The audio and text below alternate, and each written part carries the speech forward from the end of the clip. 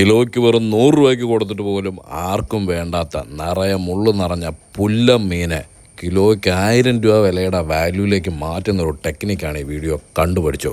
സംഗതി എന്താണെന്ന് വെച്ചാൽ പുല്ലൻ വൃത്തിയാക്കിച്ചത് ഇങ്ങനെ അങ്ങോട്ട് നല്ല മൂർച്ചയുള്ള കത്തി എടുത്തേച്ച് ഈ പുല്ലനകത്ത മുള്ളു മുഴുവൻ ഹൊറിസോണ്ടൽ ലെവലിൻ്റെ മുള്ളിരിക്കുന്നത് അത് മുഴുവൻ വെർട്ടിക്കലി അങ്ങോട്ട് മുറിക്കണം. കംപ്ലീറ്റ് മൊത്തം ഇത്ര ഈ വീഡിയോയിൽ എന്നാ നിങ്ങൾ കാണുന്നു അതുപോലെ അങ്ങോട്ട് ചെയ്യുക. പിന്നെ ഈ വെള്ളം പൊങ്ങി വരുന്ന സമയത്തൊന്നും പുല്ലിനെ പിടിക്കാൻ നിൽക്കില്ല, അല്ലാത്ത സമയമുണ്ട് അന്നേരം പിടിച്ചോണം.